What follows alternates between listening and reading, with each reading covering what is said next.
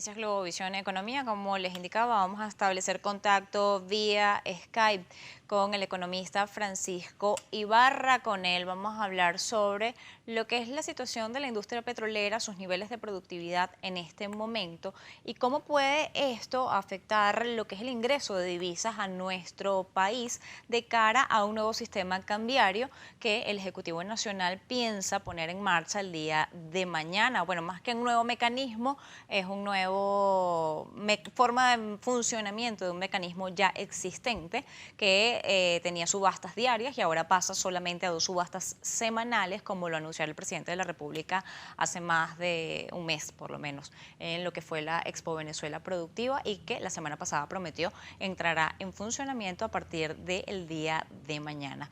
Buenas tardes, Francisco, ¿cómo está? Buenas tardes, ¿cómo estás? Un placer. Bien, lo que comentaba en este momento respecto a lo que es la situación petrolera y a lo que es la situación de producción por parte de Venezuela. En este caso existe un panorama mundial que no está en las mejores condiciones para lo que son las industrias petroleras, pero en el caso de Venezuela es particular, depende de esto para lo que son la mayor parte de sus ingresos, más del 90% de las divisas que ingresa al país ingresa por esta vía y a esta fecha se esperaba, o el gobierno nacional esperaba, tener ingresos por el orden del $60 por barril y escasamente ha llegado a los $45 en lo que va del año.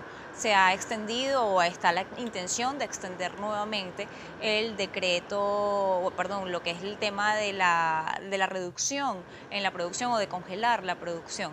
¿Cómo están evaluando en este caso, en este momento? Bueno, mira, creo que lo primero, si el gobierno estaba pensando de que iba a poder acceder a precios del petróleo de $60 durante este año, creo que eran los únicos, pues, de alguna manera que estaban viendo algo similar, ¿no? Las reacciones que ha tenido la OPEP, sobre todo en el último trimestre del año pasado y en el último semestre, si se quiere, eran las reacciones de un cartel pues que veía con preocupación la caída de los precios del petróleo y que no se habían recuperado. Entonces creo que estamos en un escenario petrolero que de alguna forma se había anticipado, pero en el caso de Venezuela no se agrava mucho por el tema de la caída de la producción petrolera, ¿no? Venezuela viene sosteniendo una caída en la producción petrolera ya de bastantes, tiene ya algunos años. Se agravó profundamente durante el año 2016 y aparentemente pues no da avisos de recuperarse, ¿no? Ni va a hacerlo pues porque Venezuela también se adhirió al recorte petrolero del OPEP y puede inclusive adherirse a recortes futuros. Entonces el tema petrolero en Venezuela es que tienes un precio que aparentemente no va a ir a ningún lado y además una producción que está cayendo. Entonces, bueno, tus ingresos petroleros no van a aumentar, todo lo contrario, podrían inclusive disminuir a pesar de que, según nuestras estimaciones, estamos pensando de que podrían tener unos ingresos de alrededor de $2.000 millones más de los que tuvieron en el año 2016, un poco por la recuperación de los precios del petróleo respecto a lo que a lo que hubo en el año 2016. Esto es insuficiente como para que la economía venezolana pueda reiniciar un ciclo de crecimiento, inclusive de recuperación bajo el modelo tradicional que ha venido adelantando el chavismo, que es un modelo pues de una economía de puerto donde viene extrayendo e impulsando los niveles de consumo a través de un aumento de las importaciones. Esto no se puede dar este año y bueno, esperamos que la economía siga estando en dificultades, ¿no? Si tú le sumas a eso pues todos los repagos de deuda que tienes que hacer, es una situación muy complicada y bueno, en parte es porque el país está produciendo hoy quizá 1 millón de barriles menos de cuando esta gente tomó control de PDVSA. Cuando hablamos de producción, había un plan y fue un plan que se dispuso en lo que es el Plan Patria, que está vigente o que está establecido por el Ejecutivo Nacional desde larga data, pero en ese plan para el año 2018, para el año 2016 y para el año 2019 se establecieron una serie de niveles de producción. Entre ellos se habló de llegar a los 6 millones de barriles. Se hablaba de que la faja petrolífera del Orinoco iba a apuntalar estos niveles de producción. Hoy, como usted señala, estamos por debajo, 1 millón por debajo de lo que es este nivel que debió haber estado en este momento en la industria petrolera. ¿Qué ha ocurrido en la industria petrolera? ¿Es un tema de producción? ¿Es un tema de falta de mantenimiento? ¿O es un tema de mal manejo de la industria? Bueno, lo primero, no estamos 1 millón de barriles debajo del plan este que había asomado Rafael Ramírez hace algunos años. Estamos 1 millón de barriles por debajo, o inclusive más de lo que recibió este gobierno cuando recibió la industria petrolera, ¿no? Nadie creía, ni el mismo Ramírez podía pensar, pues, que bajo el esquema de incentivos que ofrece el Estado venezolano y bajo el tema de las alianzas que tenía el gobierno con las petroleras internacionales, pues dándole la espalda a las grandes petroleras y peleándose con las grandes petroleras a raíz de la reestatización de la industria petrolera que adelantó el presidente Chávez, pues se podía pensar que íbamos a llegar a una cifra cercana a eso. La industria petrolera es una industria compleja, no es una industria sencilla, es una industria que requiere un elevado nivel de capital, requiere además pues una mano de obra y un capital humano muy importante. Ese capital humano pues de alguna forma fue sacado de la industria petrolera a raíz de lo que ocurrió en el año 2002-2003. Eh, bueno, lo que estamos viviendo ahora pues es un poco la consecuencia de todo aquello, ¿no? Una industria petrolera que tiene mucho más personal de lo que tenía en aquella ocasión, una industria petrolera que produce mucho menos de lo que producía hace algunos años, y que además pues cuenta con alianzas estratégicas de mucho menor calado. Tú hoy en día no tienes alianzas con ExxonMobil, no tienes alianzas con ConocoPhillips, tienes alianzas con algunas pequeñas petroleras de menor grado, pero no tienes a esos grandes jugadores internacionales que de alguna forma te permitieron elevar rápidamente la producción a las finales de la década de los 90.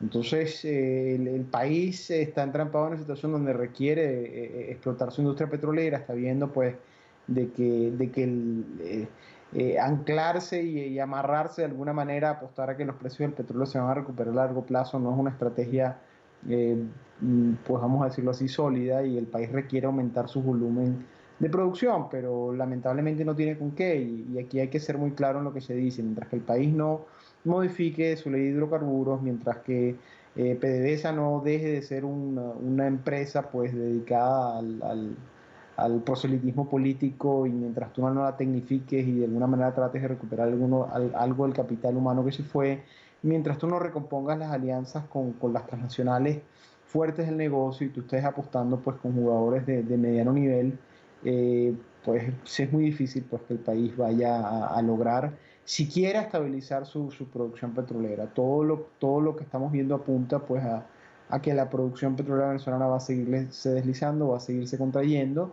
y bueno, se requieren cambios importantes, pero esos cambios importantes pues no van a llegar mientras que tengamos el gobierno que tenemos, pues, o el liderazgo que tenemos en la actualidad.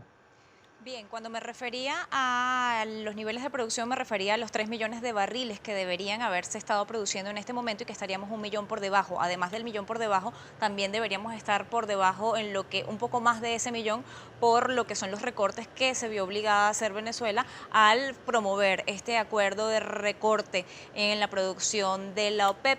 Ahora, está Donald Trump de visita en Arabia Saudita, de una gira en los países de Medio Oriente. En este caso, esto podría tener algún tipo de efecto sobre lo que son estos recortes. Estados Unidos ha sido una de las piedras de tranca, por llamarlo de alguna manera. Sus niveles de inventario han sido uno de los problemas para que el precio del barril de petróleo no apuntalara a los precios previstos o establecidos con este recorte. Recientemente se supo que los niveles de producción son inferiores o los niveles de inventario, perdón, que tiene Estados Unidos son inferiores a los que existen, o a los que se tenía conciencia de que había. ¿Esto cómo puede afectar la visita de Donald Trump a Arabia Saudita y además el caso de tener en este momento un nuevo mercado cambiario que depende de este ingreso para el país?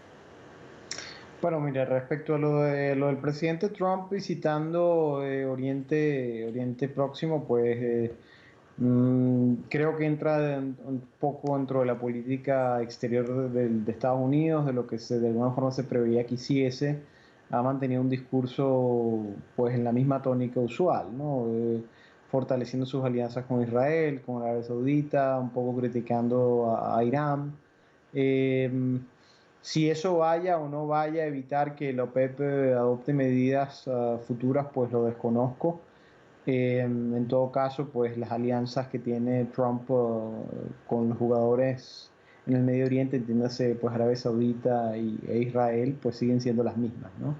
Eh, Respecto a este nuevo esquema cambiario, mm, si se le permitiese a las empresas operar, a las empresas petroleras comenzar a operar en este mercado, pues creo que sería una medida importante. Ahora, el problema es que el gobierno se ha resistido a hacer de ese mecanismo un mecanismo transparente, un mecanismo de mercado. Siempre ha estado pues nervioso, interviniéndolo, e inclusive pues de alguna forma controlándolo. Entonces yo no veo por qué en esta ocasión va a ser diferente a lo otro que el gobierno haya hecho.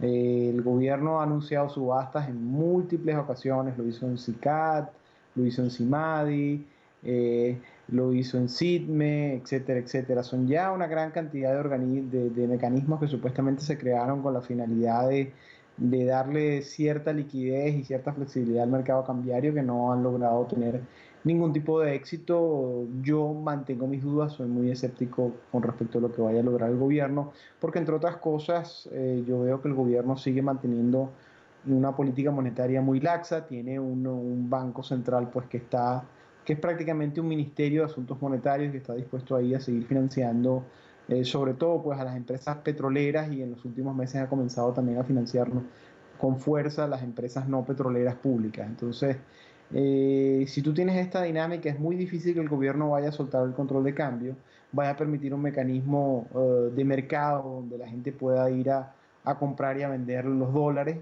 Entonces yo me inclino por pensar que esto va a ser nuevamente algún esquema similar a los anteriores, donde el gobierno de alguna manera con nuevas caras, nueva gente que de alguna manera pues conoce los intríngulos de este sistema y también se beneficia de ello.